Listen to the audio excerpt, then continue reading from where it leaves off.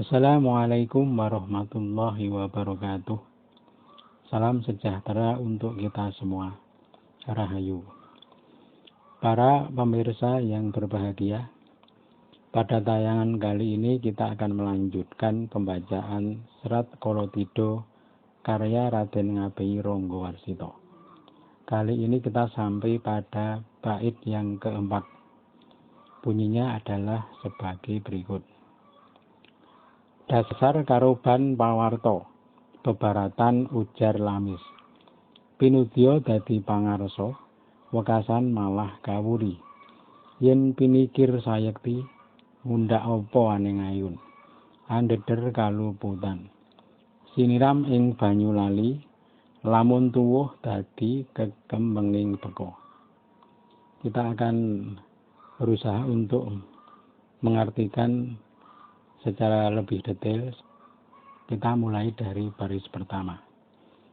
Dasar karoban pawarta, bebaratan ujar lamis.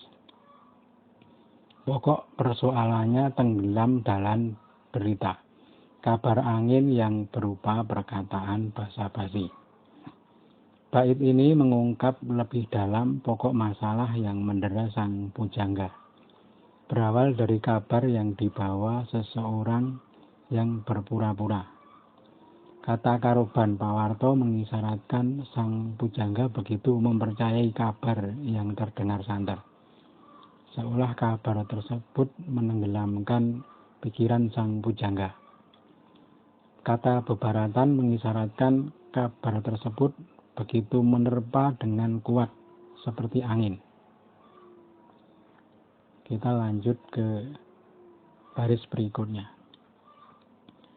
Pinudya dadi pangarsa, wekasan malah kawuri. Akan ditunjuk sebagai pemuka, akhirnya malah tersingkir. Kabar apakah yang begitu menerpa sang pujangga sehingga memunculkan harapan dalam hatinya? Kabar basa-basi itu mengatakan bahwa beliau akan ditunjuk menjadi seorang pemuka. Setelah sempat menaruh harapan besar, akhirnya tidak menjadi kenyataan. Bahkan beliau tersingkir posisinya. Kita lanjut ke baris berikutnya.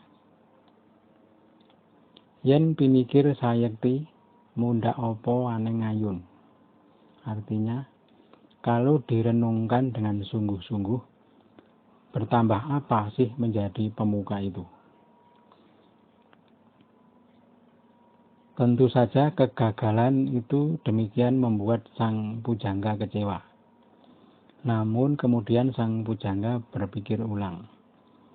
Dalam gotro atau baris ini sang pujangga mulai mengambil hikmat dari peristiwa yang beliau alami. Dengan menimbang-nimbang untung ruginya. Sebenarnya kalau menjadi pemuka, apa sih yang bertambah? Kok sampai saya begitu berharap? Kira-kira demikian pikir sang pujangga. Kita lanjut ke baris berikutnya. Andheder kaluputan, hanya menebarkan kesalahan. Menjadi pemuka, pejabat atau pemimpin jika tidak cakap justru berbuah hina, hanya menebarkan banyak kesalahan, melakukan blunder, salah langkah, dan mungkin kebijakan yang zalim. Oleh karena itu, ada untungnya juga tak ditunjuk sebagai pemuka atau pemimpin. Lanjut ke baris berikutnya. Siniram ing banyu lali, seperti disiram air kealpaan. Dan bila ketidakcakapan dalam menjadi pemimpin tadi ditambah dengan kealpaan atau lupa diri, maka ibarat benih yang disiram air. Kesalahan tadi akan tumbuh besar. Pemimpin yang tidak cakap dan tak tahan godaan justru seringkali lupa diri ibarat disiram air kealpaan, kemudian menjadi hilap dan melakukan penyimpangan. Lanjut ke baris berikutnya.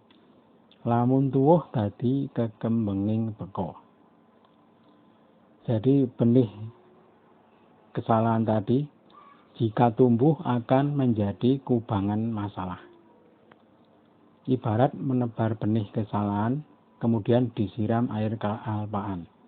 Bila si benih tumbuh malah akan menjadi kubangan masalah.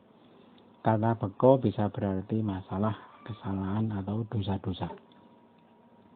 Jadi menjadi pejabat bila tidak cakap malah akan menebar bibit keburukan. Seorang pejabat yang tidak cakap akan menjadi kubangan kesalahan dan dosa-dosa. Dalam bait ini Ki Ronggo Warsito secara apik menggambarkan perguruan batin beliau. Sejak timbul kekecewaan sampai munculnya kesadaran untuk mencari hikmat dari setiap keadaan yang menimpanya. Kita beruntung ada orang yang berjiwa besar seperti beliau yang mau berbagi pengalaman batinnya kepada kita sehingga kita bisa mengambil pelajaran atau meneladaninya. Demikian tafsiran kami atas bait yang keempat dari serat Qolatido yang sudah kita bacakan tadi. Apabila ada kesalahan, mohon koreksinya. Tayangan ini kami cukupkan dulu untuk disambung pada tayangan yang selanjutnya. Wassalamualaikum warahmatullahi wabarakatuh.